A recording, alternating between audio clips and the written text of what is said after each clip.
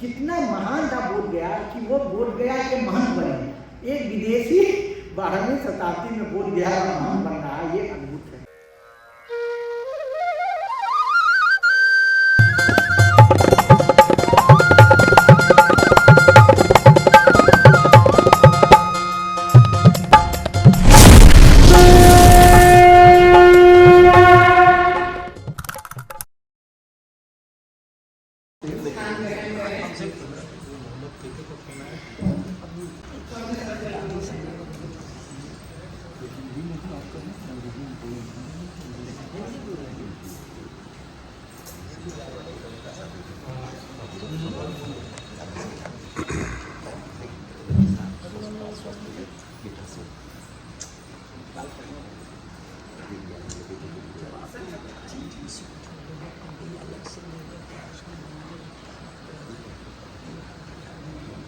आज के मुख्य अतिथि नीरज जी हमारे बहुत पुराने, लेकिन सबसे पहले मेरे ख्याल में अतिथि के पहले मुझे शिक्षक और इस सभा की अध्यक्षता कर रहे प्रोफेसर रामकृष्ण का नाम लेना चाहिए। माननीय अध्यक्ष महोदय, ललिता जी, विजय चौधरी सर, उमेश चंदा जी, प्रणव सर जी, द्विवेदी जी और कई चेहरे जिनको मैं नहीं जानता, लेकिन पहले 1998 तक जब तक मैं पटना में था सारे सेमिनार में बहुत एक्टिव रहता है। मतलब लोग परेशान होते थे कि इतने क्वेश्चन से पूछता है, लेकिन वो जो जिज्ञासा थी उसको मैंने कंटिन्यू रखा और ईश्वर की कृपा से ये 2 खंड आए हैं, बाकी 3 खंड पाइपलाइन में हो जाएंगे। तो मूलतः कालचक्र तंत्र को अगर कहा जाए एक शब्दों में तो वह यह है कि नालंदा का वो क्लाइमेक्स था। जैसा कि सर ने बताया चौधरी साहब ने कि नरोपा ने वो कंपोज किया था 11वीं शताब्दी के पूर्वार्ध में, और उसमें उन्होंने केवल यह नहीं कि वज्र ज्ञान की बात कर रहे हैं, वो आपको हीन ज्ञान, महाज्ञान, वज्र ज्ञान इन तीनों को कंबाइन करके फिर उसको पोएटिक रूप में डालकर और यह तंत्र को इन्होंने, और इससे कालचक्र तंत्र को बड़ा ही दूर माना जाता है। यहाँ क्योंकि केपी जायसवाल संस्थान मेरे एक सपना है, क्योंकि मैं यहाँ 2021 में आकर काम भी किया था। तो राहुल जी जो तिब्बत की यात्रा पे गए थे, तो पहली यात्रा जब उन्होंने 1929 में की थी तो उसमें जब कुछ मैन्युस्क्रिप्ट ला नहीं पाए थे, दूसरी यात्रा में जब 1934 में उन्होंने 184 मैन्युस्क्रिप्ट लाए थे, उसमें उन्हें कालचक्र का भी मैन्युस्क्रिप्ट मिला था और विमल प्रभा का भी मिला था। और जो कालचक्र वाली मैन्युस्क्रिप्ट थी वो 13वीं शताब्दी में जो सीपीएस स्क्राइबर ने लिखा था, ये पोखान मोनास्टिक ज्ञान से जो है सिक्किम के ऊपर के वहाँ से मिला था। तीसरी यात्रा में जब 1936 में गए, उन्होंने 391 संस्कृत के मैन्युस्क्रिप्ट लाए थे। उस समय उनके 3 मैन्युस्क्रिप्ट जो है कालचक्र जो कमेंट की गई थी विमल प्रभा उसकी लाई थी। और इंटरेस्टिंग क्या है कि एक मैन्युस्क्रिप्ट है वो सिंगलिश भाषा में भी थी। तो हम लोग मानते हैं कि श्रीलंका में थेरावाद था, लेकिन सिंगलिश भाषा में विमल प्रभा की कमेटी तिब्बत नहीं मिलना, तो ये सब एक एक्सप्लोर करने के लिए बड़ा इंटरेस्टिंग है कि वो यात्रा कैसे रही होगी।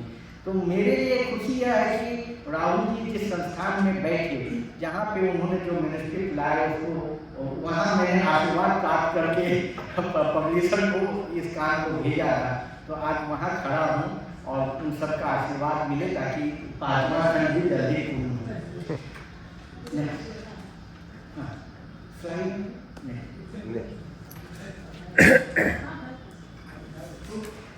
यह अगर आप एक शब्द में कहें तो अब का जमाना चिप्स का है, हर जगह चिप्स हैं।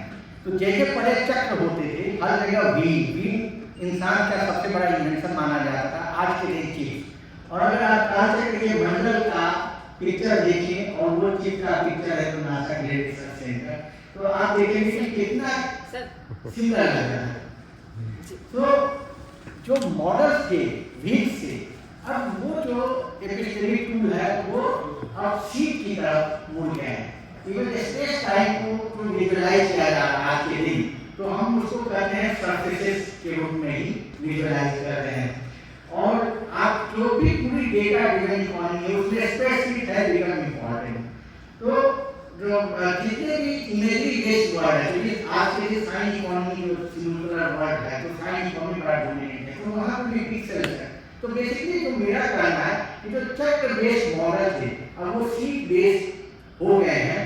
तो जो हम अब तक मंडलों के बारे में सोचते थे, जो अलग अलग जो तार्किक मंडलों में जो चक्र बेस्ड है, तो अब मैं या जो हम स्टडी के अंदर विजुअलाइजेशन करते थे, तो मैंने प्रथम खंड में लिखा भी है कि शायद अब तो हमें अंदर चक्र रेसिस पे विजुअलाइजेशन करने होंगे। तो उस समय का जो सबसे हाईएस्ट टेक्नोलॉजी थी जब तंत्रज्ञान आया और अंदर के विजुअलाइजेशन वो कोल्हू होता था, जिस तरह गन्ने का रस मिठास पैदा किया जाता, तो कहीं 9वीं सेंचुरी के आसपास कोल्हू की टेक्नोलॉजी आई थी। तो वो विजुअलाइजेशन का सबने चक्र को मान लिया शरीर के अंदर, लेकिन अब मुझे लगता है वो चीज को मानना पड़ेगा।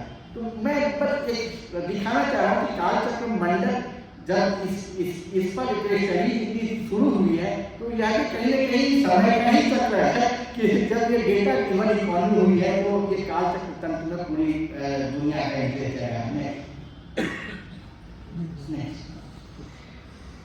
अभी अगर हम देखें तो आज का युग जो है एल्गोरिथम का, और जो काल चक्र तंत्र है यह उस एल्गोरिथम को ही एम्फेसिस देता है। क्योंकि जो जब काल चक्र तंत्र के शुरुआत में 26वें श्लोक में लिखा हुआ है कि जब सिद्धांत का विनाश होगा, त्रिकाइए का, जहाँ फंडामेंटल फिलॉसफी होते हैं, और करण शास्त्रों का राइज होगा, वो कलयुग का काल, और तब ये काल चक्र की जरूरत पड़ेगी, क्योंकि काल चक्र जो है कलयुग के लिए है। तो आप देखेंगे करण शास्त्र क्या होता है, पैटर्न रिकॉग्निशन, कि आप टेबल बनाए और आपको पता चल ये वेदर का पैटर्न है, तो कल क्या होगा। तो काल चक्र की पूरी एस्ट्रोनॉमी है वो करण एस्ट्रोनॉमी है। वो आर्यभट्टिया या जो बाह्य एस्ट्रोनॉमी या वराहमिहिर का जो काम था वो एस्ट्रोनॉमी नहीं है। ये पूरा का पूरा जो अरबिक एस्ट्रोनॉमी थी उस समय की, जो पर्शियन एस्ट्रोनॉमी है, तो अरब, और वो पैटर्न रिकॉग्निशन बेस्ड। तो मेरा ये कहना है कि जब आज एक एल्गोरिथम आया, तो इस तरह की थिंकिंग जो हमारी भारतीय परंपरा में थी वो भी बड़ा एक महत्वपूर्ण हो जाता है, उस पर्सपेक्टिव से हम दुनिया में देख सकते हैं। तीसरा, अगर आप देखें कि आज का काल, तो हर जगह आप देखते हैं मल्टी स्टोरी फ्लैट का जमाना आ गया है, और जो काल चक्र का मंडल है वो चौकोर ही नहीं, वो कुटागार करते हैं, वो स्टोरी है, 5 स्टोरी मंडल होते हैं। तो उनकी पूरी जो थिंकिंग है, अगर वो परफ्यूम साइंस की बात कर रहे हैं तो उसमें भी वो कुटागार बनाएंगे, हर जगह टेबल होता है। तो पूरी जो पर्सपेक्टिव है, एक तो जैसे मैंने बताया फ्लैट सरफेस शीट का, और दूसरी तरफ क्या है कि वो कुटागार का। तो यह जमाना भी जो है, यहाँ चारों तरफ हम देखते हैं कि मल्टी स्टोरी फ्लैट जो है उसका जमाना आ गया है। चौथी चीज देखने को मैं बता रहा हूँ कि काल चक्र के साइंस है वो करा कलयुग के, वो जब आप साधना करते हैं काल चक्र की, तो वो कहते हैं कि धूम से शुरुआत होते हैं 10 तरह की चीजें अंदर में दर्शन होते हैं। तो धूम, मणि, तो अलग अलग, क्योंकि वो थोड़ा हाई टेक्निकल साधना के हैं। तो अगर आप देखेंगे कि यह काल जो है धूम का भी काल है, क्योंकि इतना पॉल्यूशन और स्मॉग है। तो वो भी जो इन्होंने कहा कि कलयुग के साइंस क्या होते हैं, तो वो समय भी आ गया है। और हमने बताया जैसे कि ये साइन इकोनॉमी तो है ही, तो काल चक्र बिंब निष्पत्ति की बात करती है, और उसका जो रसास्वादन होता है, जैसे रस का आनंद लेते हैं, तो बिंब निष्पत्ति का आनंद लेना ये इनके अल्टीमेट साधना का मकसद है। तो बिंब निष्पत्ति क्या है, जैसे टीवी, कंप्यूटर या यही देख रहे हैं, कुछ बिंब आ रहे हैं, जा रहे हैं, और कहाँ जा रहे हैं पता ही नहीं लग रहा, बाकी चीजें भी बिल्कुल है। तो काल चक्र की पूरी विजुअलाइजेशन प्रक्रिया जो बिंब निष्पत्ति थी, वही आज के टेक्नोलॉजी में हम लोगों ने ये जो डिजिटल इकोनॉमी में लेते आ रहे हैं। फिर अगर हम देखते हैं कि आज के दिन बुद्धिज्म को लेके बड़ी कॉम्पिटिटिव डिप्लोमेसी हो रही है, चीन हो, भारत हो, और थाईलैंड हो, रशिया हो, रशिया में मॉस्को में बुद्धिज्म यूनिवर्सिटी बन रहा है, और जापान में ये नालंदा यूनिवर्सिटी 2023 के उद्घाटन उन्होंने किया है। तो वो इकोनॉमिक कलयुग के साइंस जो है, और जब हम इन पुस्तकों पे चर्चा कर रहे हैं या भारत में वर्ष बाय वर्ष 1000 साल बाद कमेंट्री लिखी जा रही है। तो उसी तरह हमारे पॉलिटिकल डिस्कोर्स में संबल और कल्कि बड़े महत्वपूर्ण हो जाते हैं, हो चुके हैं। मेरा अपना ये मानना है कि जो अभी एक प्रक्रिया की चलिए कि हिंदुइज्म, बुद्धिज्म, जैनिज्म सबको एक सनातन के अम्ब्रेला के तहत लाया जाए, और यह कोशिश जो है ये कालचक्र तंत्र ने की थी, क्योंकि कालचक्र तंत्र केवल बुद्धिज्म तक सीमित नहीं है, बल्कि वो शैविज्म, वैष्णविज्म सबको लेकर चलता है। और इसी टेक्स्ट में दशावतार की पहली परिकल्पना की गई जो बुद्धिस्टाई थी, उसको चौड़ाई किया गया, जिसमें मतलब जो बुद्ध के बाद अंतिम अवतार होंगे वो कल्कि होंगे। और अगर नालंदा जो सनातन परंपरा, क्योंकि नालंदा में केवल बुद्धिज्म नहीं था, उसमें हर तरह के टेक्स्ट पढ़ाए जाते थे, तो अगर वो सनातन परंपरा का क्राउन था, मुकुट था, तो कालचक्र तंत्र जो है उसमें जड़ी हुई वज्रमणि है, क्योंकि ये पूरे 1500 साल के नालंदा परंपरा को समाहित करता है। अब नालंदा परंपरा क्या है, पहले उसको अगर एक छोटे शब्दों में हम समझ लें तो कई लोग कहते हैं नालंदा शब्द की उत्पत्ति नालंदा, कोई कहते हैं नालंद जाति की नालंदा। तो अलग के भी तय नहीं है, अलग एक होता है बाउंटीफुल एबंडेंस, तो इतना ज्यादा है देते देते भी वो कम नहीं होगा। लेकिन दूसरा उसका यह मीनिंग भी है कि अब इसको स्टॉप, ठीक है, तो उसके कई मीनिंग है कि इसका कभी खत्म नहीं होगा, कि देते देते ये खत्म नहीं होगा, वो भी कह सकते हैं। मैंने जो नालंदा को जिस रूप में देखा, तो मैंने उसको पाया नाल से आनंद, वो है नालंदा। और नाल, कई लोग कहते हैं कि नालंदा का एक नाम नाल के चलते हुआ, जो कमल के स्टॉक्स होते हैं उसको नाल कहते हैं, ठीक है। तो मैंने कहा कि वो स्टॉक क्या है कमल का, क्योंकि हमारी पूरी तांत्रिक प्रोसेसेस में, विजुअलाइजेशन में वो जो स्टॉक वो बड़ा इंपॉर्टेंट, वो हॉलो है, वो हॉलो स्टॉक है, तो वो शून्यार्थ है और वो मध्यमा भी है शरीर का। तो जो मध्यम भाग था भगवान बुद्ध का, वो शरीर के अंदर के मध्यमा के शून्यार्थ, वहां से आनंद जनरेट करना, और उसका जो केंद्र था वो था नालंदा। तो ये जो हमने अपने फर्स्ट वॉल्यूम के इंट्रोडक्शन में इसको लिखा है। और जो नालंदा न खत्म होने वाला वह अक्षर सुख की प्राप्ति होती है।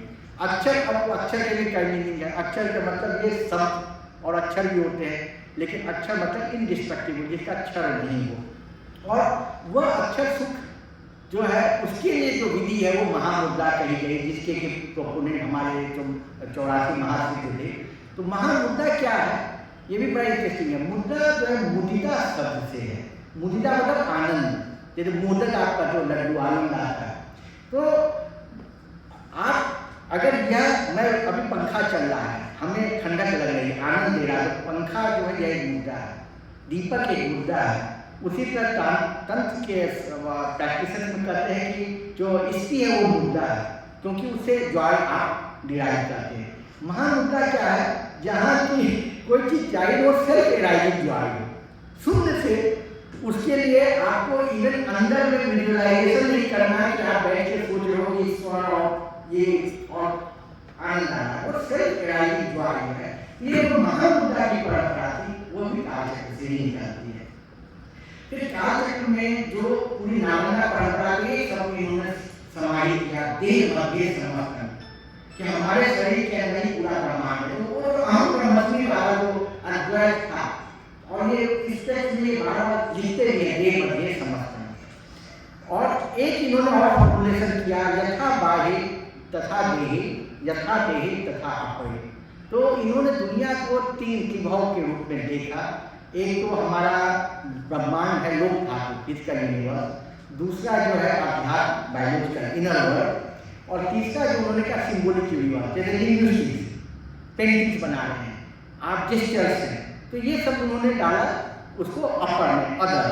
तो वो कह रहे हैं कि जैसा यथा, जैसा बाहर वैसा अंदर, जैसा अंदर वैसा मंडलों में भी ये सब है। तो ये बड़ा इंटरेस्टिंग है, क्योंकि आपको आगे मैं बताऊंगा कि पूरी की पूरी जो प्रक्रिया है पूजा पाठ से लेकर साथ की, उसमें उन्होंने तारतम्य कैसे लाया वो इस फॉर्मुलेशन में। लेकिन तो इनकी ये प्रिंसिपल ऑफ सिमिलरिटी है कि जो अंदर है वो बाहर है, वो मैथमेटिकल नहीं है, उसको उन्होंने फिर मैथमेटिकल जामा पहना है। जैसे उन्होंने कहा कि कालचक्र भगवान जो है उसको भी उन्होंने मैथमेटिकल नंबर दिया 1125, और विश्व माता जो है उनका नंबर है 384। लेकिन ये जो 1125 आप देखेंगे शरीर के अंदर 1125 दिन हम पूरे 100 साल में मध्यमा में श्वास लेते हैं। ये कालचक्र की जो कैलकुलेशन है, कभी और वो एक लंबी है, लेकिन 100 साल में अगर 1125 दिन आपका श्वास मध्यमा में रहता है, उसको वो कहते हैं वही जो है क्षय कारक है और मृत्यु लाता है। तो बाहर की दुनिया में भी जो चंद्रमा है वो 354 दिन उसका एक साल होता है, और जो सूर्य का जो है 365 1/4, तो एक साल में फर्क 11.5 दिन का होता है, 100 साल में फर्क 1125 दिन हो जाता है। तो जो 100 साल में आपके अंदर सूर्य और चंद्र की नाड़ियों के बीच जो फेज चेंजेस होते हैं 1125 दिन का फर्क होता है, वही बाहर की दुनिया में भी 1125 का होता है। उन्होंने फिर लिंग्विस्टिक्स में भी उसी 1125 नंबर को लिया। तो ये बड़ा इंटरेस्टिंग है कि वह एक एल्गोरिथम डेवलप करते हैं, उन एल्गोरिथम को मैथमेटिकल बनाते हैं, और वो कहते हैं कि वह तीनों दुनिया में वो समान है। तो एक यूनिवर्सल एल्गोरिथम की तलाश थी कि समय के चक्र में क्षय कैसे होता है, और अगर उस एल्गोरिथम को समझ सके तो क्या उसको हम अक्षर बना सकते हैं और अक्षर सूची को ले सकते हैं। तो यह इतना बड़ा सपना था जिसकी अटेम्प्ट ने इसी नालंदा के प्रोनाउंसिएशन में की। एक इन्होंने जगह आप देखिए कालचक्र का नाम तो गाड़ियों में भी तरह बोल रहे हैं A1, एक तरफ A है एक तरफ 1। अब A1 का मतलब क्या है? A1 का मतलब ऑल भी होता है। तो इन्होंने इसको तो अपना मतलब मर्जी ही बना लिया। इसका मतलब है कि हमको सब चीज नहीं मालूम।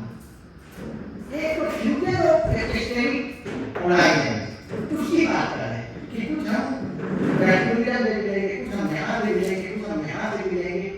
तो ये बड़ी चीज है कि आज तक जितनी फिलॉसफी होते हैं वो बुरी आसानी करने की बात करें, मैं वही सत्य है।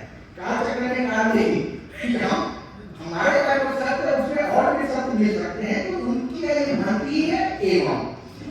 और जैसा हमने बताया दशावतार की परिकल्पना वो भी बड़ा इंटरेस्टिंग है। वो दशावतार को कहते हैं कि हर इंसान अपने जीवन में दशावतार की प्रक्रिया हो जाता है। ये मतलब अद्भुत है। ये जैसे मॉडल में उन लोगों पे डिस्क्रिप्शन है। ये लोग कहते हैं कि गर्भ के अंदर पहले आप ये मतलब अवतार होते हैं, और अगर आप एम्ब्रियोलॉजी जानते तो आपको मालूम है, फिर उसके बाद बड़ा अवतार होते हैं, एम्ब्रियोलॉजी जानते आपको मालूम है। वो कहते हैं कि जब आप जन्मते हैं और बच्चा गरजता है, जन्मते के साथ बुलाया जाता है न गरजे तो वो नरसिम्हा अवतार होता है। और जब वो छोटा होकर अपने आप को मतलब देखिए चलने लगता है तो उसको कहते हैं कि वो वही वामन अवतार है। जब दांत टूटते हैं तो परशुराम है, ठीक है। तो ऐसे करके उन्होंने फिर जब आप बड़े डिसिप्लिन हो जाते हैं, वो राम है आज से 16 साल की 16 साल की जब आप में मेच्योरिटी आती है तो मतलब कुछ श्रृंखलता आ जाती है। जब आप जवान होने लगते तो कृष्ण अवतार है, और जब आप कौर होते हैं तो बुद्ध अवतार है, और मृत्यु पर आप कल्कि अवतार है। तो इन्होंने जो 10 अवतार जिसमें वैष्णविज्म और बुद्धिज्म को एक साथ किया, लेकिन उसको जो बाहर के लोग धातु में वो अवतार जन्म रहे हैं उसको उन्होंने कहा कि नहीं, हर इंसान जो है वो अपना उसकी जो मतलब एक ऑन्टोजेनिक हाइड्रोजन वाला है कि आप एक स्पिरिचुअल ऑन्टोजेनिक खुद भी जीते हैं। तो यह फॉर्मुलेशन इन्होंने किया, और दशावतार की क्योंकि 1030 के आसपास लिखी गई थी। दशावतार का जो पहला ये डिपिक्शन है ये गुजरात में 1090 के आसपास मिलता है।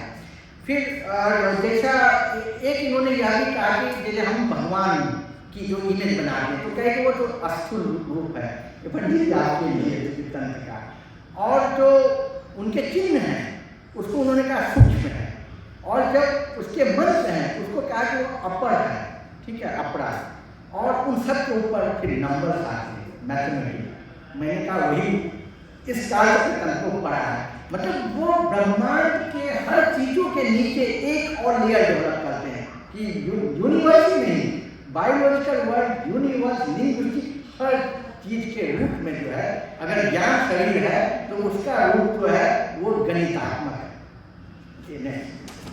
कालचक्र का सिग्निफिकेंस ये है कि ये जो अंतिम जो महान रचना हुई जो नालंदा पैमाइश से नाम का 11वीं शताब्दी में कैप्टो नालंदा के कल्कि की परिकल्पना यहीं से हुई। संभाला जो हम सुनते हैं अक्सर उसकी भी चर्चा यहीं हुई और इसे आज तक बड़ा इम्पोर्टेंट हो गया 19वीं सेंचुरी ऑनवर्ड तो वेस्टर्न वर्ल्ड में। और इसमें इन्होंने प्रोग्रेसिव भी की है कि मलेशियों के खिलाफ जो पहलू काम होगा उस समय होगी। और सबसे मुझे आगे कुछ जानना चाहिए कि बगदाद की चर्चा अगर भारत के किसी पुस्तक में पहली बार की गई तो कहा जाता नहीं गई और इस्लाम की फिलॉसफी पर डिस्कशन है, उसके रिबटल्स है, वो सेकंड वॉल्यूम में है। मक्का की चर्चा है 2 बार, तो मतलब ये हिस्टोरिकल टेक्स्ट भी है, क्योंकि अगर कोई कहे कि बगदाद नगर में तो आप समझ सकते हैं कि आगे कितने डायमेंशंस को लेकर यह टेक्स्ट काम कर रहा है। एक एल्गोरिथम हमने बता ही दिया।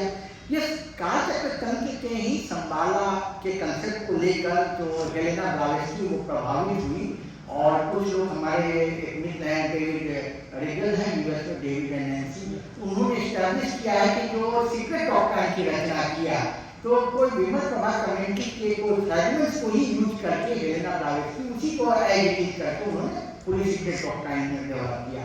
लेकिन ये जो है कि तिब्बती मास्टर्स द्वारा गाइडेड और पूरी कहानियां जो आती हैं जो सुफियों में, तो बेसिकली वो कालचक्र निर्भर प्रभाव से जुड़ी हुई है। और यही आगे बढ़ते हुए हम मानव के निकोलस रोरी जो है वो संभाला सेंट्रल एशिया एक्सपीडिशन पे जाते हैं, संभाला पुस्तक की रचना करते हैं 1929 में। फिर वो ये संभाला जो है सेकंड वर्ल्ड वॉर के आसपास तो इतना पूरी मतलब दुनिया में था कि ये जब युद्ध खत्म हो और संभाला में हम पहुंचेंगे। और यहाँ तक जो अंतिम जार थे उनको भी कहा गया कि भाई आप जो है संभाला के राजा हो और आप कल्कि जो व्हाइट कल्कि हो। तो जो हमारे 13वें दलाई लामा थे उन्होंने केमिस्ट्री को भेजा गया गुरियत लामा को और जार में एक मंदिर बनवाया कालचक्र का सेंट पीटर्सबर्ग में, जो 1909 से 1915 में तैयार हुआ। लेकिन वो चाहते थे कि वो अमर हो, मंदिर बनने के तुरंत बाद हमें पता ही है कि उनको सत्ता रह जाना पड़ा और बाद में उनकी मृत्यु हो गई। अभी वो मंदिर दोबारा रिवाइव हो गया और रशिया में काफी बड़ा एक ग्रुप है जो सेंट पीटर्सबर्ग में इस मंदिर को और डेवलप करने में लगे हुए हैं। फिर यहाँ तक कि हिटलर जो है वो चिंतामणि की तलाश में कालचक्र से प्रभावित है, तो उसने जो जर्मन इंटेलिजेंस ऑफिसर्स को भेजा यहाँ पे। तो कुछ लोग कहते हैं 2 एक्सपेडिशन आया, लेकिन जो मैंने जितना काम किया तो देखा कि एक एक्सपेडिशन आया और वो लोग तिब्बत भी गए थे।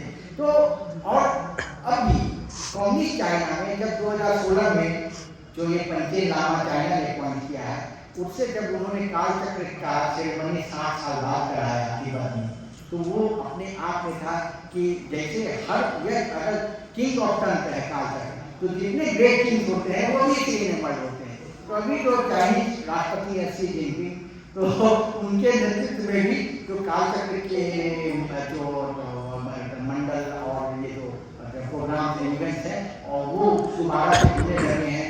अभी 23 में बड़ी इवेंट्स हुए तो डांस कॉरिडोर के पास करके 4 लाख लोग आए।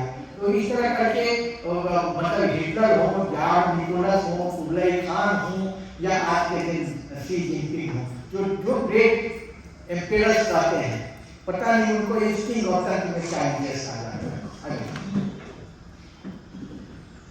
अब तो ट्रेडिशनल बुद्धिस्ट लोगों के बीच में जैसे जो 14 दलाई लामा कहते हैं, उन्होंने चौथी दिखाई दी है कालचक्र की, 2 चीन में ही दी थी, बंदी बंद में दी थी उस समय यहाँ आने के बाद। तो और यह जो विमल प्रभा में उनसे कौन ये कहा जाता है कि भगवान बुद्ध ने ही धन काटक में जो अभी उन्होंने अमरावती जाकर दिखाई कर दिया, मुझे नहीं मालूम कैसे किया, क्योंकि मैंने फर्स्ट वॉल्यूम में 250 पढ़ने का इंट्रोडक्शन है, काफी डीप है वो काम रिसर्च है। तो हमने धन काटक और आकाम एस्टैब्लिश किया है। तो इनका यह मानना है कि धन काटक में भगवान बुद्ध ने ही कालचक्र की दीक्षा एक किंग सुचन को दी और फिर सुचन ने 12,000 लाइनों में एक मूल तंत्र लिखा जिसको आदि तंत्र कहते हैं और 60,000 लाइनों की उसी को उन्होंने कमेंट्री टीका लिखी। तो टीका तो विलुप्त हो गए, कहीं नहीं मिला, लेकिन जो मूल तंत्र थे उसके कुछ फ्रैगमेंट्स जो है उस कमेंट्री में या कुछ और जो टेक्स्ट है उसमें कहीं ना कहीं मिल जाते हैं, 50 100 ये मिल जाते हैं। फिर तो मानना है कि जो 8वें किंग हुए, एक जज हुए, तो सुचंद्र के बाद राजाओं की लाइन है, तो वो सुचंद्र जो है संभाला के राजा थे, उन्होंने ओरिजिनल 12,000 लाइनों को कम करके 1,030 लाइनों में किया और षडधारा छंद में किया। षडधारा आपको पता है कि वो संस्कृत का सबसे गहनतम छंद है, 84 अक्षरों में वह छंद होती है। और लेकिन जो टेक्स्ट अभी है जिसकी आप चर्चा कर रहे थे 15वीं शताब्दी में, वो एक आचार्य की टेक्स्ट है। तो गया के केराकी ग्राम में मिला, तो 1446-47 में स्क्राइबर ने लिखा था, कैम्ब्रिज यूनिवर्सिटी में उसकी वो पढ़ी हुई है जो टेक्स्ट है। लेकिन उसके अलावा भी कई टेक्स्ट भारत में पाए जा रहे हैं तंत्र के 15वीं सेंचुरी में स्क्राइबर्स के नोट के कोलोसोम के साथ। और उतना ही नहीं, जैसा आपने कहा कि बुद्धिज्म यहाँ खत्म नहीं हुआ था। जब चीन के अंदर बीजिंग में मिंग एम्पायर जो मंगल थे, वो फॉर्बिडेड सिटी बना रहे थे, जो आज के दिन बीजिंग का वही केंद्र है, तो उसके उद्घाटन के लिए उन्होंने कोर्स किया थे, सारिपुत्र को बुलाया।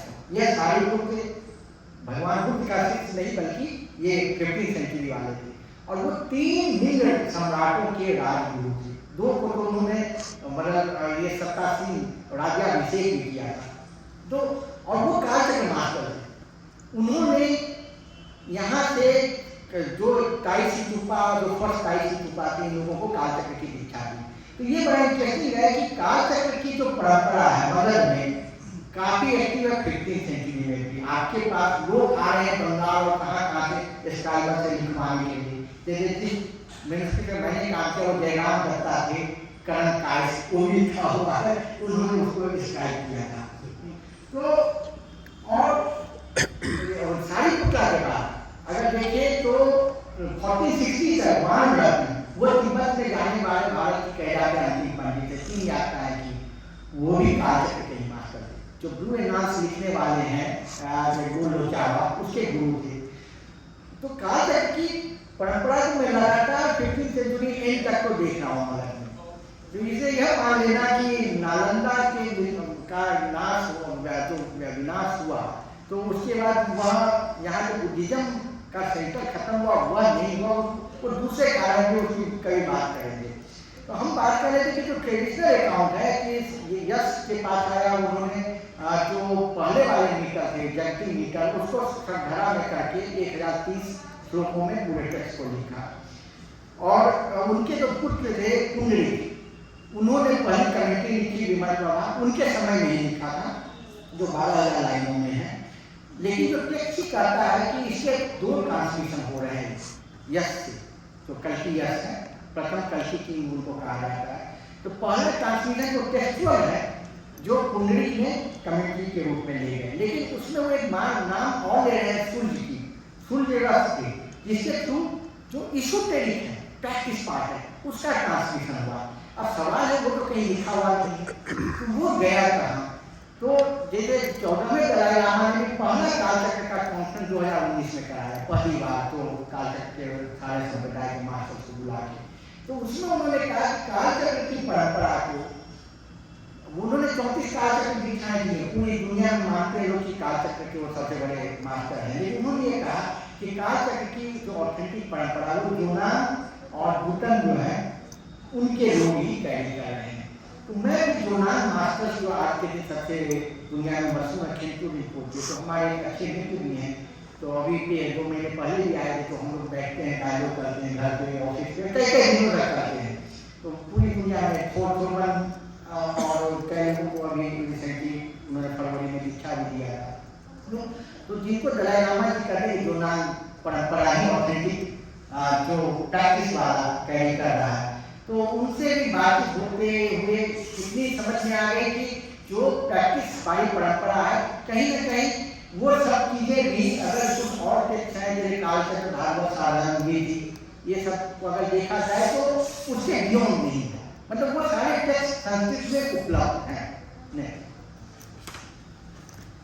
जो मैनुस्क्रिप्ट की बात करें कि कालचक्र मैनुस्क्रिप्ट, तो हमें मालूम है कि कीर्तन जो ट्रेडिशन है 2 कलेक्शन होते हैं, एक कांजीवर का, एक तांजीवर का। कांजीवर क्या है? के अलावा एक और सुमूल होता है। कानून क्या है, भगवान बुद्ध के वचन है उसका संग्रह, वो 108 वॉल्यूम में है। और जो उनके भारतीय पंडित आचार्यों की जो राइटिंग्स है उसके कलेक्शन को तांडीव कहते हैं, वो 225 वॉल्यूम में है। अब कालचक्र और विमल प्रभाव ये बड़ा इंटरेस्टिंग है, ये कांडीव में भी है, इसके कांडीव में भी है। तो अगर ये भगवान बुद्ध के वचन है तो केवल कांडीव में होना चाहिए, उसको कांडीव नहीं रखना चाहिए। और अगर उनके वचन नहीं है तो वहां क्यों रखा? तो इसकी वजह आप देखिए पूरे तिब्बतन बुद्धिज्म में यह हाईएस्ट टेक्स्ट है कि कांडीव दोनों में दोनों चीजें, टीका भी, कुंडली की और तो टेक्स्ट भी वह लिस्टेड है। इसके अलावा जो मैंने समूह में कुछ काम हुआ तो देखे कि 117 टेक्स्ट जो है जो कालचक्र पे, वो बाकी तिब्बत के अपने लोगों ने, भारतीय आचार्यों ने नहीं, उन्होंने लिखा है, वो लिस्ट बनी है। लेकिन जेकू मोनास्ट्री आचार्यों की लहासा के साथ जो है, जो कि दलाई लामा का मोनास्ट्री होता है, क्योंकि वहाँ तो सबों के लिए अलग अलग है, पंजे लामा के मोनास्ट्री काशी वो है, तो अलग अलग होते हैं। तो जेकू मोनास्ट्री के अंदर कुछ बक्से मैन्युस्क्रिप्ट के पड़े हुए थे जो 2004 में खोज हुई, और शेरा सांको करके तिब्बतन स्कॉलर थे, वो जो चाइना में रहते हैं, उसमें 317 किताब कालचक्र से अलग अलग ऑथर्स के दिए। मैंने वो जो लिस्ट है वो तो किसी तरह चीज से हमने ऊपर करा दिया, तो मेरे पास वो अवेलेबल है लिस्ट नहीं, क्योंकि मतलब तिब्बतन भाषा में तो हमने किसी को दिया हुआ है कि उसको, ताकि मैं उसको मैच कर सकूं कि जो हमारे पास तिब्बतन सोर्सेस में है 117 टेक्स्ट हैं, लेकिन जो उस तरफ से में मिला वो 317, तो वो 200 टेक्स्ट है या कुछ और अलग है, लेकिन वो है क्या, तो वो अपने आप में अद्भुत भंडार है। फिर अब जो अभी एक और ब्लॉक प्रिंटिंग जानते हैं कि 9वीं सेंचुरी से शुरू हो गया था, तो जब कुबलाई खान अब आप इसकी महत्ता देखिए कि महान great Mongol empire Kublai Khan, तो उसके मृत्यु के लिए के बाद इन्होंने, तो वो ब्लॉक प्रिंटिंग जो है वो एक ओडियनपा थे, जो कि कहते ओडियान भी गए, और ओडियनपा और यहाँ भी हमारे लद्दाख में डुब्बा सेक्ट है वो मिले, उसके वो गुरु थे। तो ओडियन उडियान को तिब्बती में ओडियन कहते हैं, तो ओडियनपा मतलब जो ओडियान हो के आया, ओडियान जाने वाला, तो ओडियनपा ने ये जो कालचक्र का जो ब्लॉक प्रिंटिंग कुबलाई खान के दरबार में उनके मनीगा किया, तो उन्होंने उसको पूरा सुपरवाइज किया था, उनका नाम है सिंगल सारी चीजें, तो यह वो ब्लॉक प्रिंटिंग ये अवेलेबल है। फिर जैसा मैंने कहा जिस मैन्युस्क्रिप्ट में मैंने काम किया वो 1447 में गया के पास में जाके राखी नाम वाला, लेकिन अभी जो है एक तो टेक्स्ट है ब्रिटिश लाइब्रेरी को मिला है, वो कहते हैं ईस्टर्न इंडिया से मिला है। ये एग्जैक्ट क्योंकि मैंने किसी को भेजा ब्रिटिश लाइब्रेरी में, फोटो नहीं खींचने दिया उन्होंने, और जो कुछ डिटेल्स तो मिल गए, लेकिन मुझे कोलोफोन जानना है, और उसमें जो कोलोफोन क्योंकि कम समय के लिए गया तो वो कोलोफोन को समझ नहीं पाया कि कोलोफोन कहाँ देखे क्या नहीं देखे, लेकिन टेक्स्ट हमने निकलवा लिया था। ये 1264 ईस्वी का पाम लीफ मैन्युस्क्रिप्ट है। इसके अलावा जो विमल प्रभाव कमेंट्री है, तो भारत में मात्र 7 मैन्युस्क्रिप्ट है जो मेमोरी ऑफ वर्ल्ड रजिस्टर में यूनेस्को का अंकित है, उसमें यह विमल प्रभाव। तो यह एशियाटिक सोसाइटी में रखा हुआ है, और इसके बारे में पंडित हरि प्रसाद शास्त्री जी ने कहा कि 17 के आसपास इसको लिखा गया, रजिस्टर किया गया था। लेकिन जो मैंने उसकी कोलोफोन को करके अध्ययन किया तो मुझे 1093 का वो टेक्स्ट है। इसका मतलब जो मूल टेक्स्ट है वो हम 1264 का मैन्युस्क्रिप्ट मिल गया, और जो कमेंट्री है वो 1093-94 का मिल गया, यानी कि यह टेक्स्ट और जो कमेंट्री 10,040 तक लिखी गई थी, तो उसके बहुत करीब तक हमें चीजें मिल गई हैं। इसका मतलब जो करप्शन होता है फिर टाइम जो अलग अलग टाइप से, वो बहुत हद तक नहीं होगी।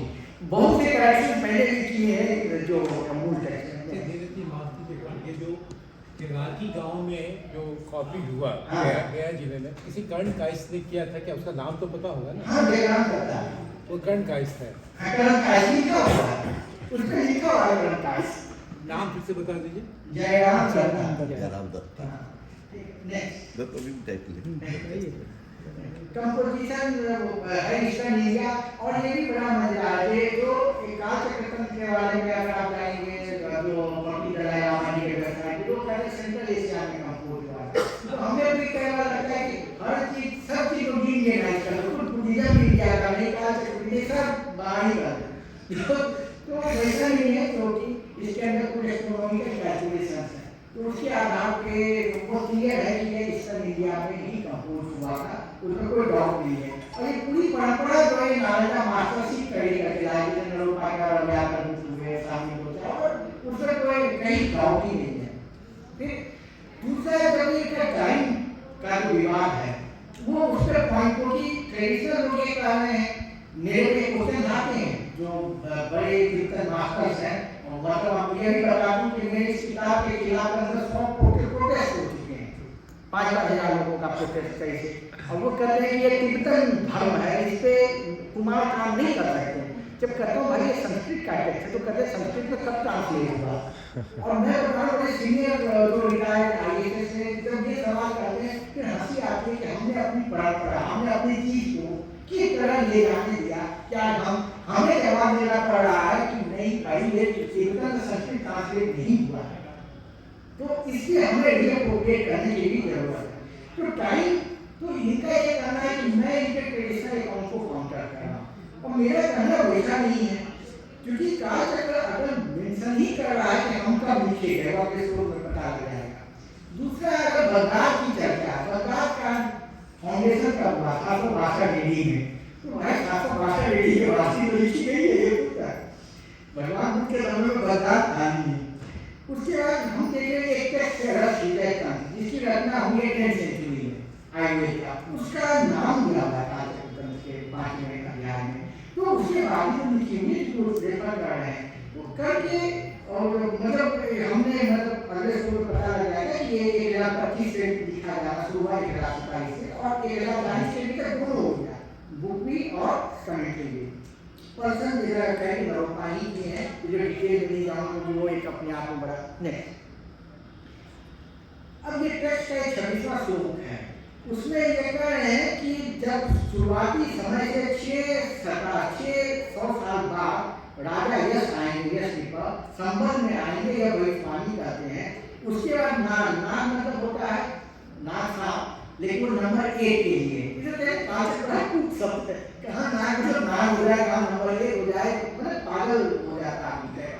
तो जो 800 साल बाद मठ विषय, मक्का है विषय विजन है, तो मठ विषय में मलेच्छ धर्म का प्रवृत्ति, मतलब राइज और मलेच्छ धर्म का होगा। तो भगवान बुद्ध के टाइम पे वो जो है कि ये इस्लाम का राइज का हुआ।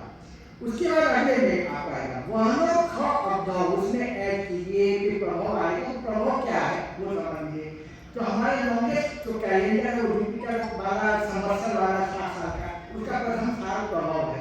तो अगर तेरा प्रभाव मतलब प्रभाव के रूप में आने वाला मतलब नया संवत्सर साइकिल शुरू हो रहा है, और कब हो रहा है वो मलेच्छ वर्ष जो है प्रसिद्ध, उसमें आप ऐड कीजिए, मिक्स कीजिए वहनो ख अब्द। अब इसको डिकोड करना, वहन मतलब ये नंबर 3 है, ख मतलब शून्य ये नंबर 0 है, अब्धि मतलब समुद्र वो नंबर 4 है। ये कोड है भूल संख्या शिक्षा वाली।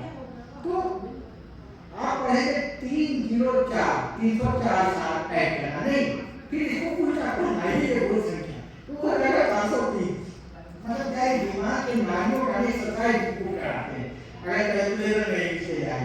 तो जो मलेच्छ वर्ष 622 ईस्वी में आया उसमें 403 जोड़ेंगे कितना आ जाएगा 1025। तो कहीं कहीं 1025 में लिखना शुरू करेंगे, ये तो टैक्सी का है, लेकिन एक में 1027 है क्योंकि उससे 2 साल का फर्क है, नॉर्थ एंड साउथ का तो हमारा संवत्सर साइकिल का, तो वो 1027 है। जिससे हमने कहा कि 1027 से ये शुरू हुआ और 1037 जब महिपाल वन की मृत्यु होती है ठीक उसके पहले समाप्त हुआ, क्योंकि जो दीपांकर अति जब नेपाल में थे तब उनके कुछ लेटेस्ट करेस्पॉन्डेंसेस शुरू किया गया है। तो नहीं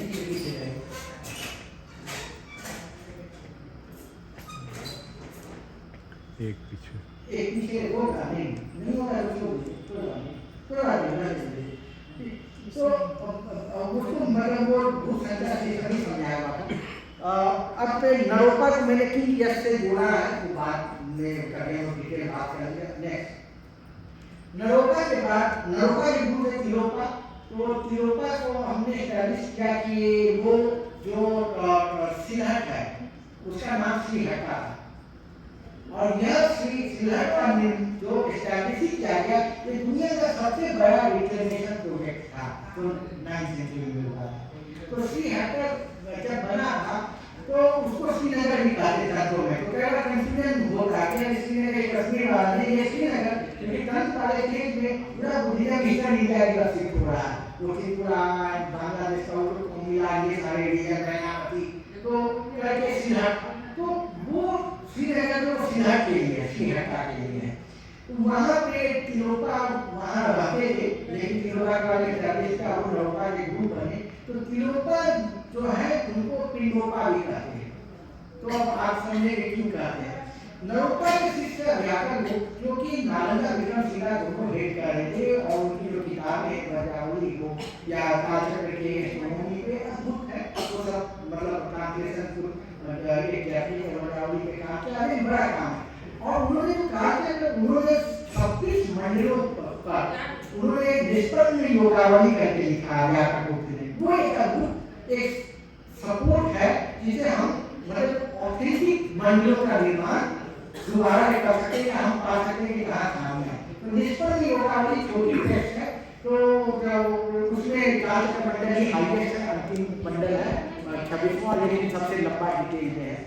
यहाँ पे जो यह परंपरा थी और यह जो अव्याकरण के शिष्य शादी लोचावा, और कितना महान था बोध गया कि वो बोध गया के महंत बने। एक विदेशी 12वीं शताब्दी में बोध गया का महंत बन रहा है, ये अद्भुत है। और वो भी वो कहाँ से आया था, तो वो जो ये डायनेस्टी को के राइट डायनेस्टी महाचीन से वो आए थे, तिब्बत ऊपर से आए। तो स्वामी लोचावा वो बोध गया आते हैं, अव्याकरण के शिष्य होते हैं, कालचक्र के मास्टर होते हैं, और वो बोध गया के महंत बनाए जाते हैं 12वीं शताब्दी में। लेकिन उस कालचक्र का प्रभाव मैं कह रहा हूँ कि कितना अद्भुत था।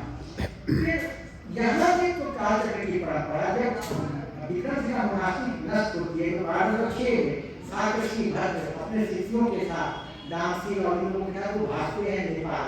फिर वहाँ जो लोग तिब्बत जाते हैं, तो उस समय जो शास्त्र पंडित थे, शास्त्र पंडित जान रहे जो मंगोलकोट में मतलब पापा ने उनके अंदर थे और मंगोलकोट के वो राजगुरु बने। तो शास्त्र पंडित के कालचक्र की दीक्षा मतलब कालचक्र पे स्टडी कराया और मंगोलकोट में ले गए।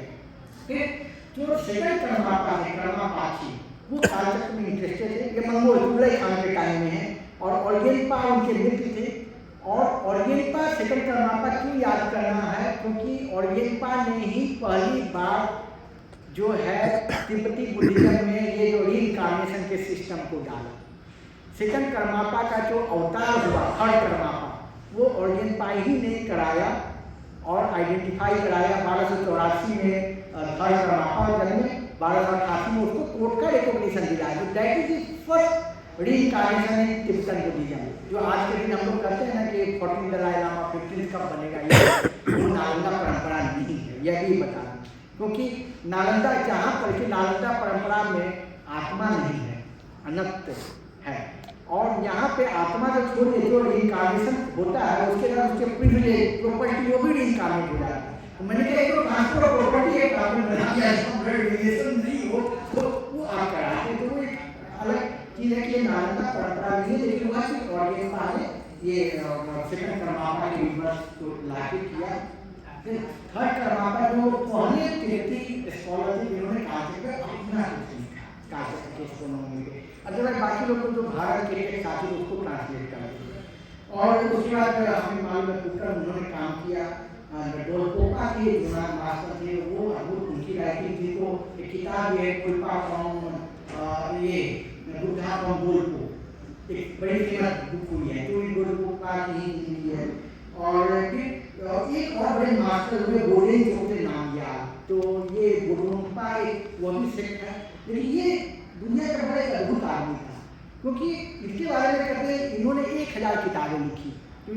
किताबों के जो कंपाइलेशन है वो 75 वॉल्यूम में और पब्लिश मतलब तिब्बतन में है वो मतलब हुए हैं। तो ये कहते हैं कि मतलब ऐसे परिक्रमा करते थे माला लेके और 20 स्क्राइब्स बैठते थे और सबको अलग अलग विषय पे पढ़ाते चलते थे, ऐसे वो किताब लिखवाते थे। तो ये अद्भुत बोडेन टोकले नामग्याल जो है कि अगर कहा जाए कि विश्व इतिहास का सबसे बड़ा पोलीमैथ था ये बोडेन टोकले नामग्याल था, जिसने कालचक्र की दीक्षा जो है ये फर्स्ट दलाई लामा हुए उनको दिया और फर्स्ट पंचेन लामा को भी दिया। ये भी बड़े मास्टर थे जिनको कहीं हम लोग चर्चा में मतलब रिसर्च कराया जा सकता है।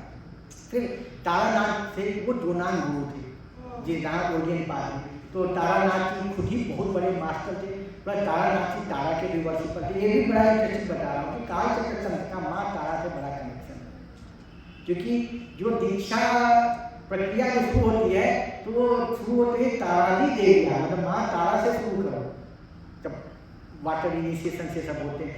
तो तारा का कल्ट और कालचक्र ये साथ साथ चल रहा है। और चौथी कामाख्या की चर्चा हमारे पुराने बुद्धिस्ट तंत्रों में नहीं, कहीं नहीं है लिस्टों में। तो हेवल्य तंत्र जब आता है तो उसमें कामाख्या जो है वह मतलब नाम आता है पीठ के रूप में, लेकिन कालचक्र में कामाख्या जो 4 पीठ में नंबर 1 पीठ हो जाता है। तो यह चीज जब आप ध्यान देंगे ना कि कामाख्या, तारा, कालचक्र, नालंदा, तो ये एक बड़ा मैंने फर्स्ट वॉल्यूम में बड़ा डिटेल इस पे दिया उनकी और कि कामाख्या का कैसे रोल रहा तो हम लोग करते हैं। और सारीपुत्र के बारे में हमने बताया कि 15th सेंचुरी में वो बीजिंग में जाते हैं और जाकर मतलब कालचक्र को भी वहाँ ले जाते हैं। अभी सारीपुत्र के 3 रेलिक स्तूप चाइना के अंदर है, उताई शान माउंटेन पे है, आप समझ सकते हो व्हाइट गुम्बा। और उनके और मैं जो क्योंकि उनका डेथ का डेट मुझे मिल गया चाइनीज सोच के 20 फरवरी की मृत्यु हुई थी 1426, लेकिन जन्म का डेट लगा उनको जो आने में। तो मतलब जिनका रेलिक स्तूप अभी भी वेंडेट हो रहा है 15वीं शताब्दी का सन, क्योंकि होता क्या है जब हम यह कहते हैं कि बुद्धिज्म हमारे यहाँ से खत्म हो गया तो चाइना का था हम तो उसको कंटिन्यू रखिए, तो हमारे यहाँ 2000 की परंपरा है। तो मैं इस चीज तक बोल रहा हूँ, मेरे यहाँ का बुद्धिज्म खत्म नहीं हुआ, 15th सेंचुरी में हम ही तुमको सिखा रहे थे।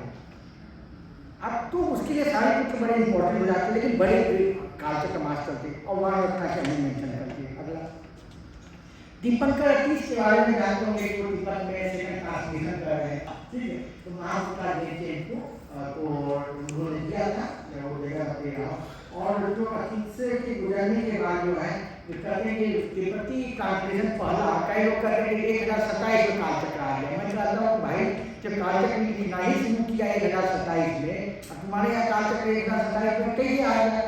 तो वो 1027 से 87 के बीच वाला जो संवत्सर साइकिल है उसमें वो आ गया, क्योंकि ये जो गीजो थे उन्होंने 1064 में वहाँ एक कॉन्फ्रेंस वाला ट्रांसलेशन के लिए कॉन्फ्रेंस, तो उसमें जाकर ये टास्क मिला और पहली बार जो कालचक्र निर्मल प्रभा दोनों को वहाँ पे ट्रांसलेट किया गया है। तो इसलिए तिब्बत में 1027 में आई नहीं, क्यों नहीं आई तो वो लिखी नहीं गई, और अगर लिखी गई होगी तो अल-बरूनी 1030 में जब अपनी पुस्तक लिख रहे हैं और अलग अलग astronomical text and calendar mention कर रहे हैं, तो कालचक्र कैलेंडर के बारे में कुछ नहीं कर रहे हैं। वो करंट कौतूहल है 960 के आसपास लिखा गया, वो राजा भोज के बारे में मेंशन कर रहे हैं।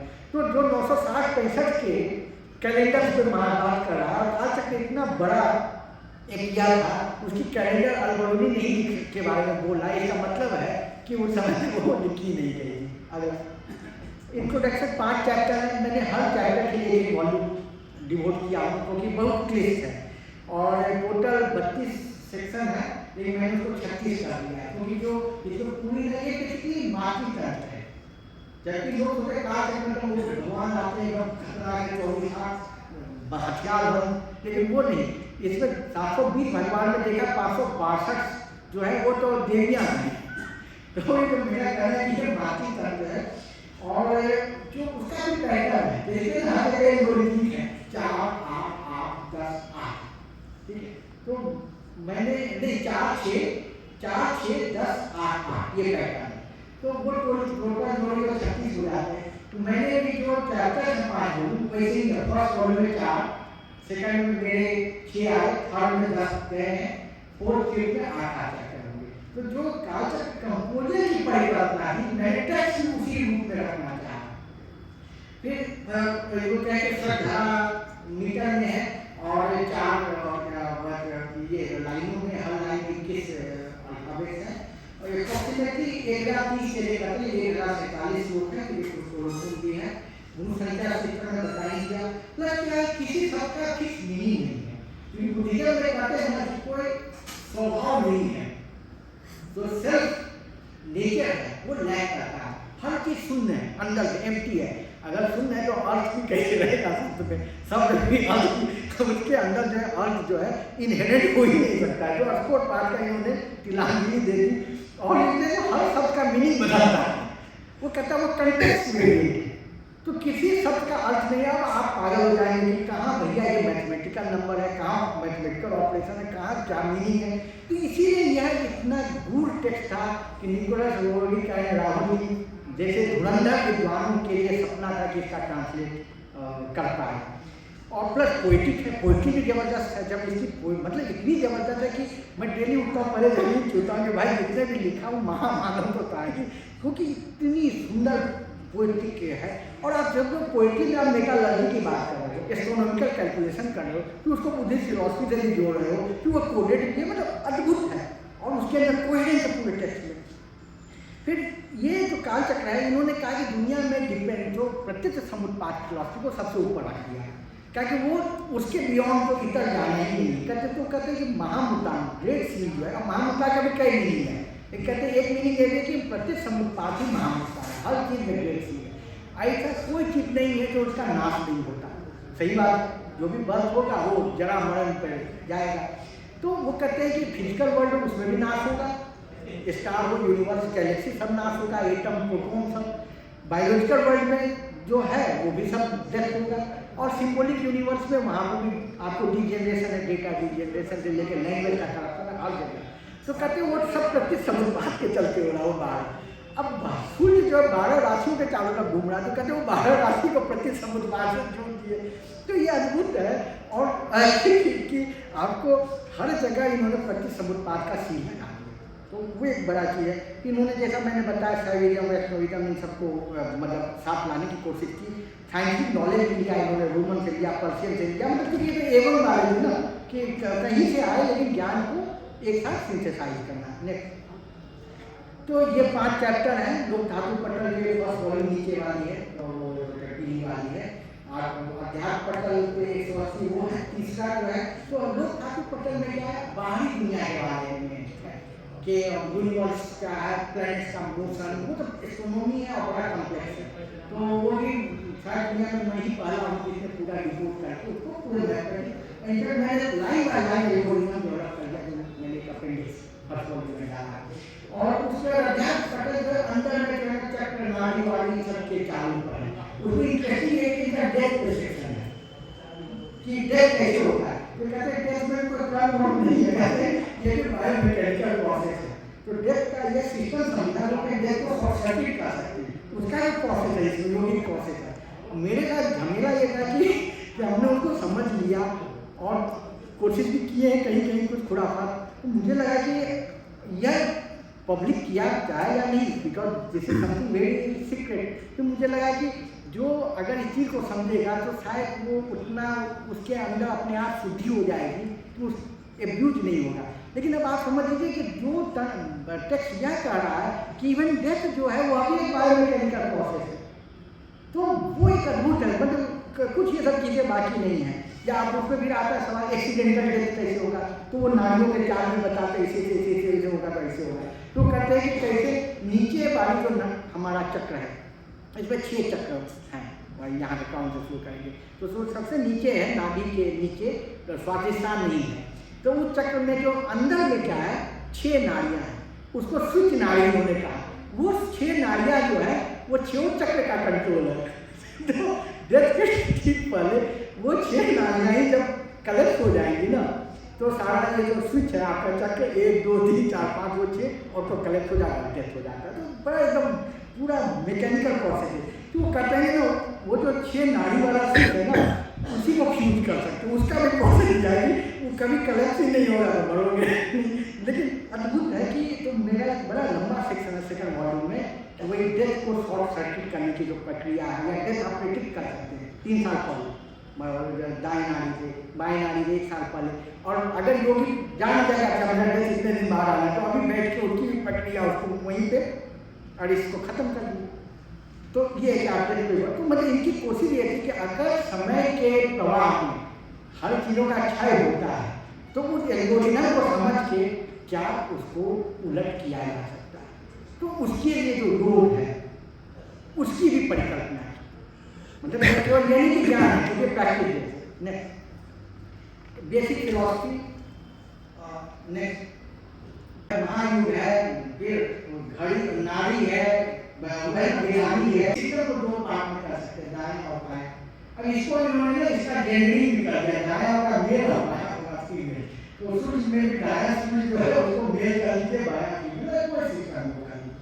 और कहते हैं कि जो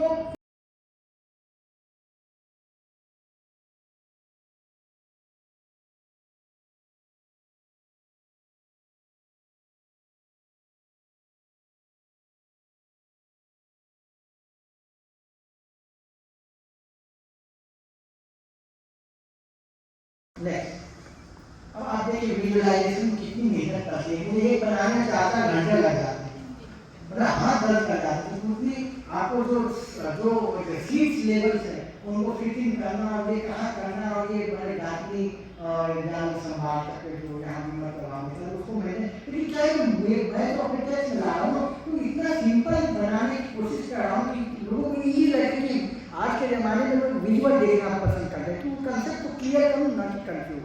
नेक्स्ट अब ये जैसे अब यही है कि अंदर में काल चक्र जैसे माता है बन जाना, चारों तरफ 8 देवियाँ हैं, अब ये 8 जो है धूम से शुरू होके है ना, धूम रक्त दी तो वैसे करके तो 8 देवियाँ तो 8 और अंदर में 2 मिलके 10 पार मिलता है।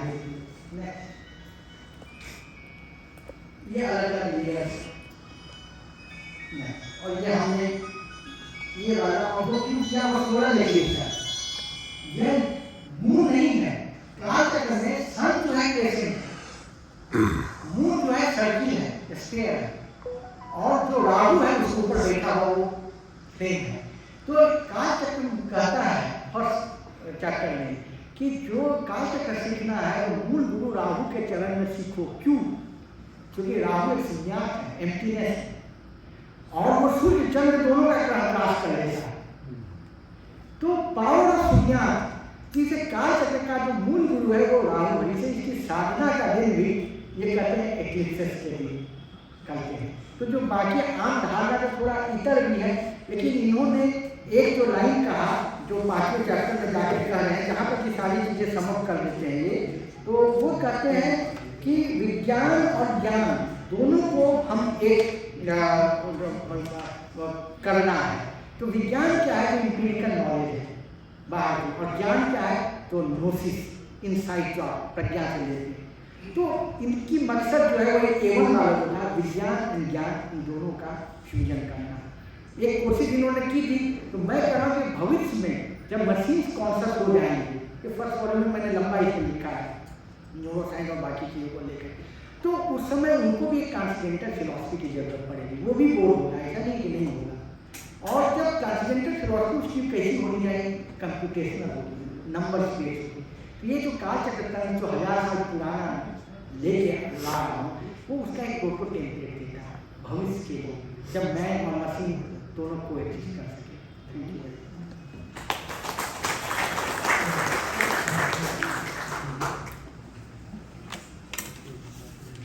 धन्यवाद सर, बहुत ज्ञानवर्धक रहा आपका व्याख्यान। हमारा श्रोतागण से अनुरोध है कि जो किसी के मन में कोई सवाल है तो सवाल पूछ सकते हैं। Neeraj ji, Indian culture lies in 3 M's. First M is mathematics, that is astrology. Second M is mysticism, that is yoga and tantra. And third M is music, you have not touched at all. Can I come and again I can explain on that line? You can take the mic. You can go on. हम निकल गए।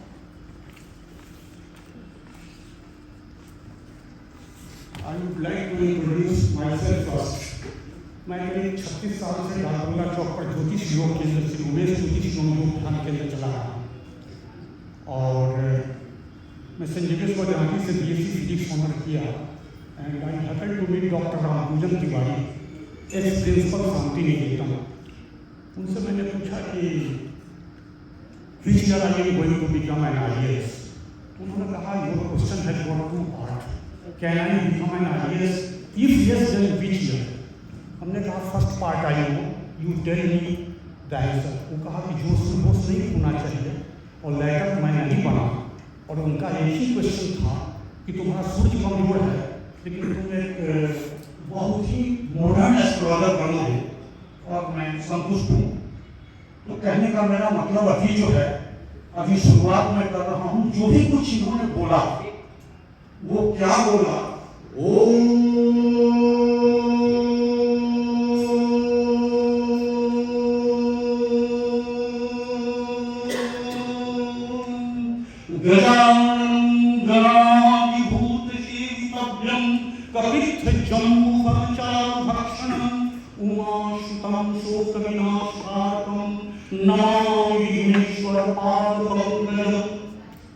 ये Ganpati earth element उसी के ऊपर इनका total ये हुआ और वो जब तक श्वास है तभी तक चलेगा। तो जब राम आए इन्होंने बात की सृष्टि के गुण का तो उन्होंने कहा सृष्टि को बदलो, तीर धनुष उठाए राक्षसों को मारा और कृष्ण आए तो कहे दृष्टि को बदलो। तो नाक को नाच करके उस पर उन्होंने ये किया। तो हमें ज्योतिष सीखने का ऐसे रूप से पाला पड़ा कि वो हमको कहे कि भाई केसेस जाओ। फर्स्ट उन्होंने हमें भेजा जेल में और वहाँ हमने क्रिमिनलों की लाइफ हिस्ट्री ली, पॉम्पलेट लिए और उसके बाद उनसे देखने के बाद उन्होंने बताया कि क्या कारण है कि कालचक्र इसका जो है वहाँ पे ले आया। तो इस तरह से बहुत ही प्रैक्टिकल अनुभव उन्होंने हमको दिया। तो यहाँ जो मेन चीज ये कहना है कि संगीत एक ऐसी विधा है और सबसे पहले तो मैं नीरज को धन्यवाद दूंगी कि इन्होंने काफी मेहनत से इस आलेख को तैयार किया। मैं इस विषय पर कुछ प्रकाश डालना चाहती हूँ। सबसे पहले तो आपका टॉपिक भी है जो कालचक्र और तंत्र को लेकर जो चले हैं आप। तंत्र वज्रयान से ही प्योरिस रिलेटेड है और कालचक्र को आपने कई भागों में बांट दिया है। अभी उन्होंने भी जिस कालचक्र की चर्चा की वो एस्ट्रोनॉमी से रिलेटेड है। हमारे शास्त्रों में कई दृष्टि से कालचक्र को लिया गया है। कहीं कहीं पर आप उसको युग में बांट दिए हैं, ये युग वो युग, जो भी क्लियर कंसेप्ट आपने नहीं दिया है। दूसरी बात, आपने कॉस्मोलॉजिकल जो आर्गुमेंट दिया है ऐसे ऐसे डेवलप किया, मानव सृष्टि पे ऐसे शुरुआत कहीं खट चक्र की आपने जिक्र की है, खट चक्र योग में आता है और वही सत्य साधना के लिए सबसे उपयुक्त है और असल ज्ञान ट्रुथ का जो है उसी के द्वारा होता है। दूसरी बात, आपने एक और कालचक्र की बात की जो कि एस्ट्रोनॉमी से रिलेटेड है, जिसके अंतर्गत हमारा पंचांग वगैरह आता है। वो पूरा बताता है कि किसके बाद कौन सी तिथि कब कौन सा ग्रह नक्षत्र किस स्थिति में रहेगी, वह यह बताता है। चूंकि हमारा विषय संस्कृत भी है, एस्ट्रोलॉजी में भी कुछ जानकारी है और अन्य विषय भी, क्योंकि हम संस्कृत के में हैं। तो आपने जो दशावतार की चर्चा की है, ये पौराणिक दशावतार का ही प्रभाव बुद्धिज्म पे आया है और बेसिकली जितने कॉन्सेप्ट हैं वो सभी किसी न किसी रूप में वेद पुराण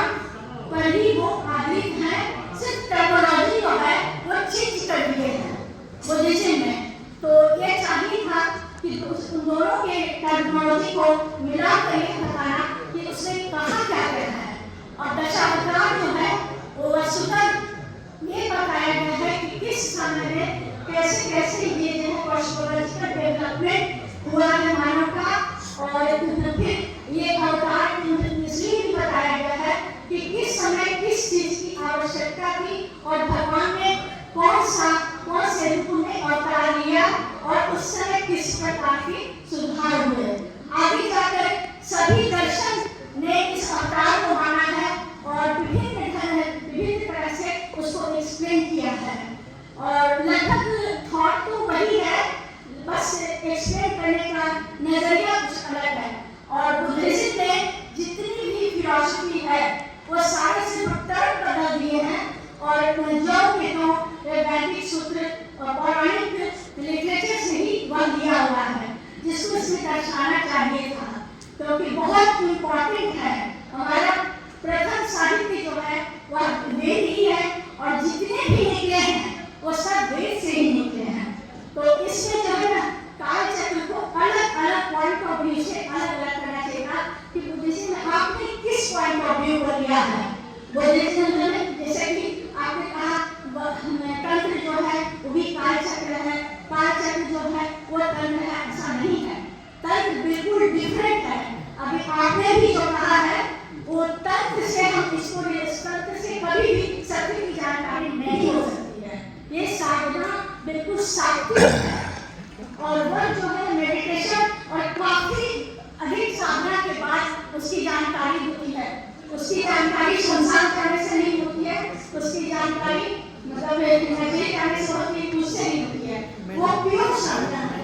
हाँ, वो प्योर साधना है। ये काल चक्र तंत्र नाम ही है, तंत्र का ही हाईएस्ट तंत्र है, उसका नाम है काल चक्र तंत्र। वो अलग आपने जो हमसे बोला वो सभी पॉइंट ऑफ व्यू को उसमें आपने लिया है।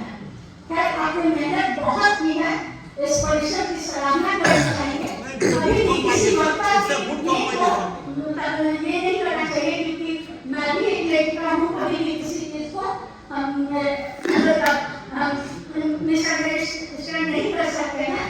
लेकिन कभी होता क्या है ना कि सारी चीजों को हम नहीं समझ सकते हैं। उसको समझने के लिए और कैसे हम एक ही कॉन्सेप्ट को अलग कर सके इसका प्रयास अवश्य करना चाहिए। थैंक यू, बहुत बहुत धन्यवाद आपको अपने आगे के लिए। बहुत बॉडी के अंदर अलग अलग ये होते हैं ना कि हमारे लिए ये ज्ञान मंडल है, काय मंडल है, चित्त मंडल है, तो वहाँ पर भी संभाला काल चक्र जाके हार्ट के अंदर एक भूमिका है। बाहर की दुनिया वाला संबल हमने अराकान में आइडेंटिफाई किया। धन्यवाद चंदा किंगडम। तो वो बिट लेकर उसको बड़ा यह भी है, लेकिन ऑलमोस्ट वो एस्टैब्लिश हो जाएगा, है ना। क्या है? सबसे पहले नीरज जी बहुत बहुत धन्यवाद।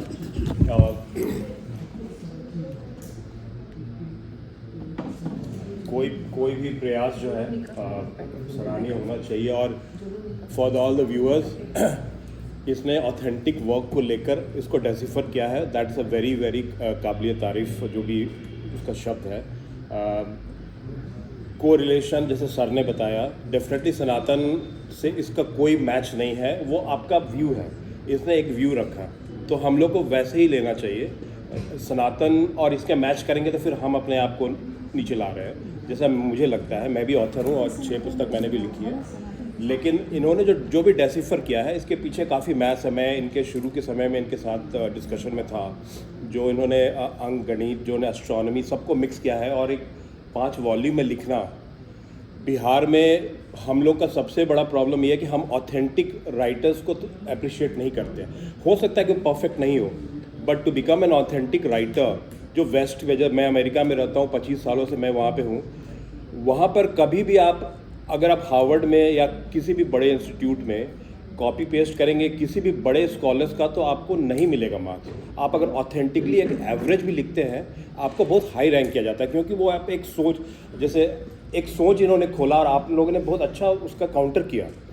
This should be the healthy debate, but right now it's thank giving time to him for taking an hour plus. So thank you Neeraj ji, बहुत अच्छा आपने बोला, थैंक यू सो मच। तंत्र कहें या मैजिक कहें, उसका बहुत इम्पोर्टेंट रोल था। जैसे सुमेर में जो किंग होता था उसको प्रिंस किंग करते थे। अब प्रिंस किंग क्यों करते थे? वो सिर्फ किंग ही नहीं था, वो लोगों की आकांक्षाओं की कैसे सीजन चेंज करेगा, उसमें क्या करना चाहिए, कैसे अगर कोई बीमारी होती है उसको कैसे दूर किया जा सकता है। आज भी हम देखते हैं कि ओझा लोग झाड़ फूंक करते हैं, सांप के काटने का इलाज करते हैं, वो सभी बातें तंत्र से ही संबंधित है।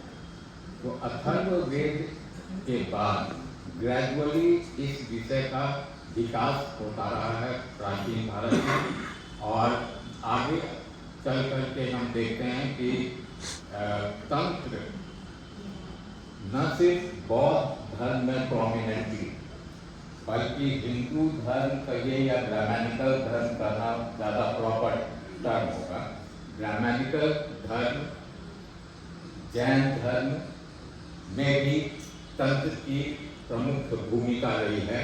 लेकिन जितनी भूमिका ब्राह्मणिकल रिलीजन और बुद्धिस्ट रिलीजन में रही है, हमारी समझ से जैन धर्म में उतनी इसकी महत्ता नहीं।